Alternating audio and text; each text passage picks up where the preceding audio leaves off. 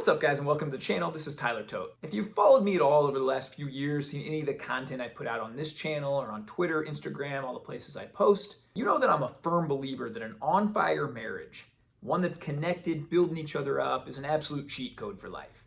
I often joke that 1 + 1 = 3 in a marriage because it feels like if you're working in tandem, there's more of you to accomplish your goals. But let's talk today about how do we create this. If you're a single person, how do you ensure you pick the right person so that you come into a marriage and create this? Or if you're married today and maybe don't feel like you quite have that, how do we adjust the sails and get there? So let's dive in together today, guys. So a little backstory first on me. I was living in Chicago. I was single at the time and fresh off a really rough breakup. I went through, kind of the stages of breakup where I was drinking, I was out at parties, I was doing nightclubs, bars, all these kinds of things, which wasn't promoting the best me, by the way. But this is where I was looking for girls. And I remember thinking, well, I'm going to meet girls at these places. I don't even necessarily want to go all the time, but this is where you meet girls.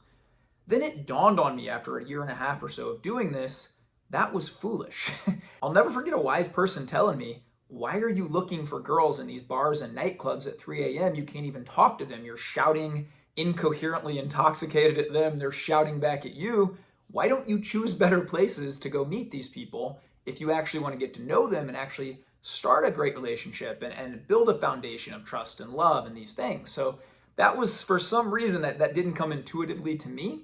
But once I found that out, I changed my strategy around a lot on dating and what that would look like. Thinking really strategically as a professional poker player at the time, and I thought, okay, strategically thinking, where do I want to put myself in what spots to meet the kind of girls I want, where I see my life going?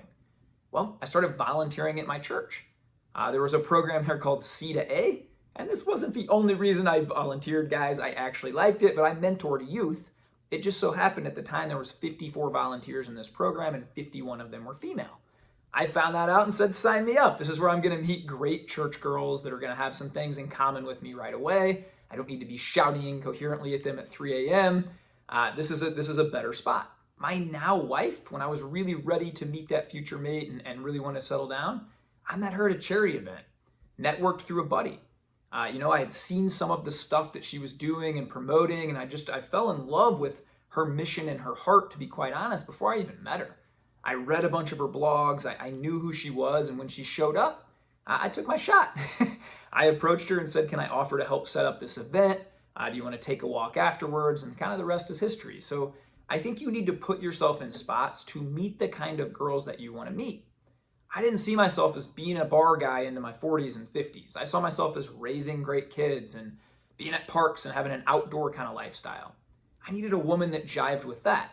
Faith was a big part of my life. If faith is a big part of yours too, then you need to put yourself in spots where you're going to meet people that are equally yoked and have that same mindset, and faith is a big part of their life too.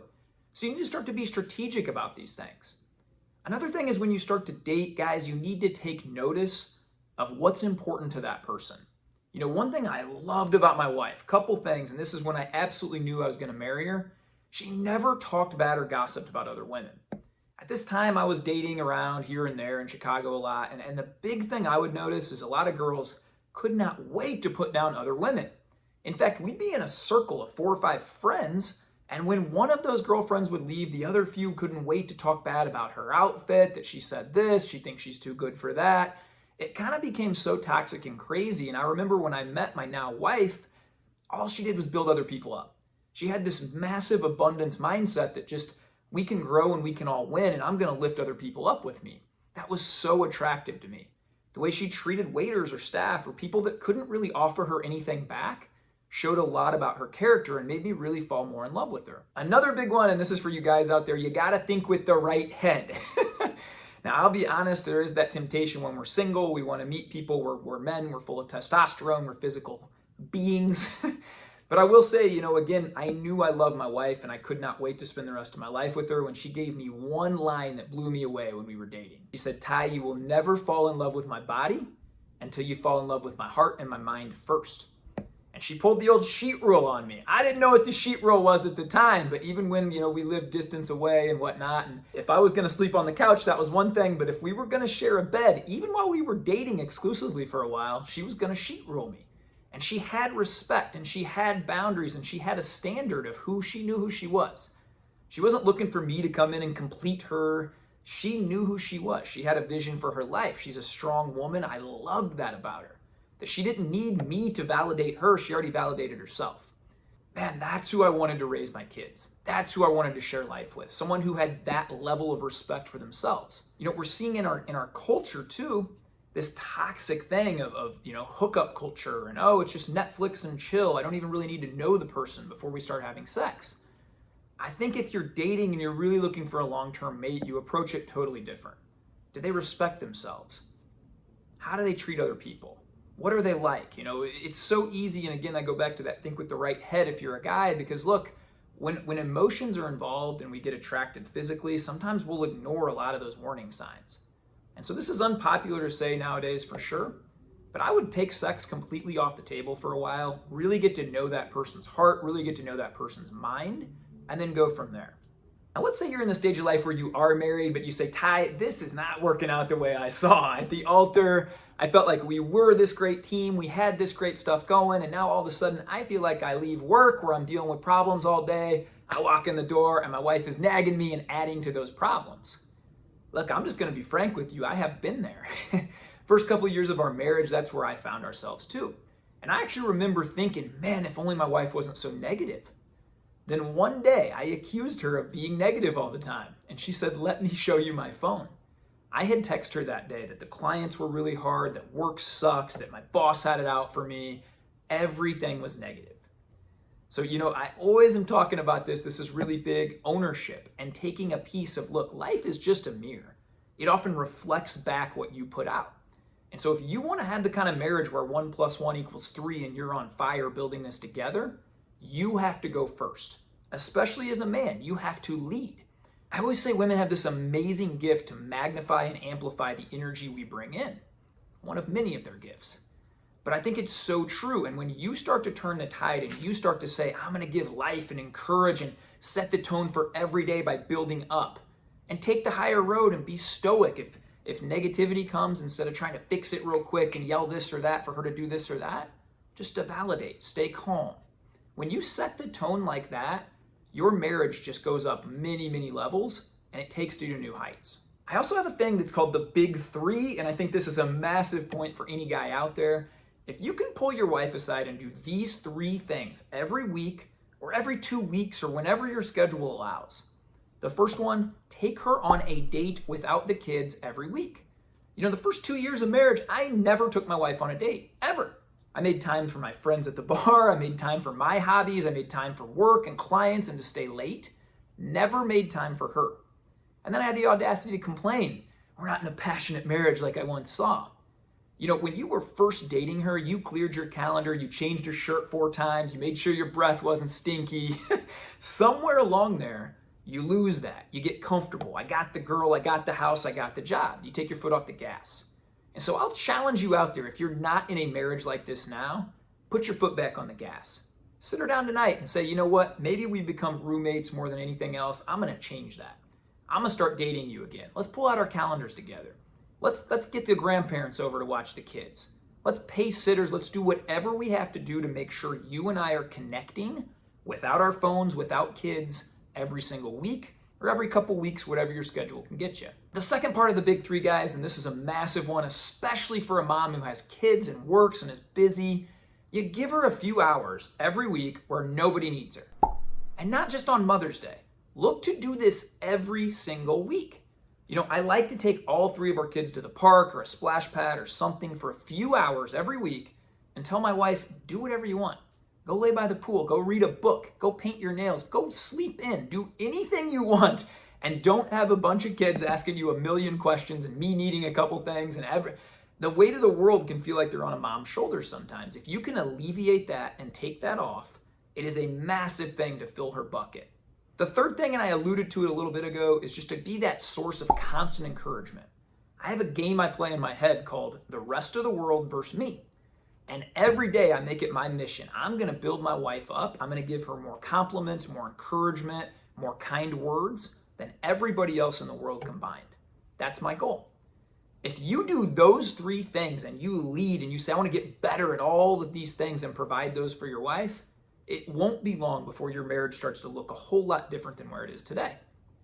Now, I get a lot of pushback here, and especially from moms. Oh, I love my kids too much to ignore them and to leave and to go on date nights. No, we're bringing the kids. Everything's about the kids. We got, sports 7 days a week. We don't do anything else besides the kids. I just push back here and I say, my wife and I love our kids so much, we completely ignore them a couple times a week to focus just on each other. Your kids are watching you. Whether you want to admit this or not, they are seeing the way you and your husband, you and your wife interact, and they are going to think that's normal. So my wife and I look at this like a service to each other, to get to know each other better, keep dating, having some fun together. It's a great time. But honestly, we want our kids to see us, and the way to know that this is normal, mom and dad are in love, to expect that from a mate someday. It wasn't long ago we had our daughter's friend over. She's 7. And she said something to the effect of, "Where's your mom and dad going tonight?" And we were in the other room and we heard our daughter say, "Mom and dad do date nights a couple times a week because they really love each other." And we smiled and we said, we're doing a good thing right there. Our daughter knows that we love each other, that this is a safe home, that there's no chance of anything splitting apart, that this is our unit. So I think you need to take that upon yourself to create those big 3 things. And once you do, that marriage can look a whole lot different. A bonus tip here, and this goes out to everyone, you can't change that person. And it shouldn't be your thinking, oh, we're dating and everything's great. All we do is make out and it's physical and it's great. But I don't like these things they do, but they'll change once we get married. They'll change once we have kids. If you ever have that thought come into your mind, what you need to do is the mature thing and have a hard talk with them and see if they're willing to change here soon or at least make steps to it. But if there's some things that are just non-negotiable, then just break it off. I see far too often where a mate will go into marriage saying, well, I didn't really like this about the person, but I just thought they'd change over time. I have this saying that people show you who they are and you need to believe them. So you need to have a set standard of non-negotiables for you that, hey, if they don't meet these requirements, that's okay. There's 3.5 other billion people on the planet I can go look for. A few of mine where they couldn't smoke, they needed to love the outdoors, that faith needed to be the cornerstone of their life. You need to have those set non-negotiables for you. So I hope this video has been somewhat helpful, guys. I do get some pushback sometimes saying, well, men lead. What does that mean? Do you think men are better? By no means am I ever saying that. I think men and women are complementary. We're different, but we each bring different, unique skills to the table. My wife is a PhD. If something breaks in our house, my wife is the one to fix it. My wife does 1,000 things better than I do every day, to be quite honest. I like to think that I have a different skill set than she does, and I bring different things to the table than she does, and that's great. We build each other up. But I do think if you're at a point in your marriage or wherever you're at in a relationship where it's just not going the way you envisioned, somebody has to step up. Somebody has to go first. And too often I hear, well, I would do this if that person did that. I always take the trash out. I always take the dishes out. When they start doing that stuff, then I'll start being nicer. And it just reminds me of a conversation I heard not that long ago. A woman was complaining to another woman saying, if my husband was like yours, I would treat him better. That woman looked back at the other woman and said, did you ever think maybe my husband is the way he is because I treat him better? Because I build him up? Because I empower him? He wants to come home and be of service to us? Did you ever think that way? So I challenge you today, if you're a scorekeeper, you got to stop keeping score in a relationship. Somebody has to go first and change this around. Why not be you? You have a comment, throw it down below. You got any tips for single or married people, fire it down below. I truly think a Mother Teresa quote, I go back to this a lot on the channel, but if you want to change the world, you go home and you love your family. We create on-fire kids, on-fire homes, on-fire families, and that's how we change the world and how we change society. I talk passionately about that because I deeply believe it. The way you vote and that you go to political stuff, that's great. Go do it if you want. But if you really want to make an impact, have an on-fire home. Let your kids see the way you live. Impact your community around you, and let's go change the world, baby. Have the greatest day. Bless up.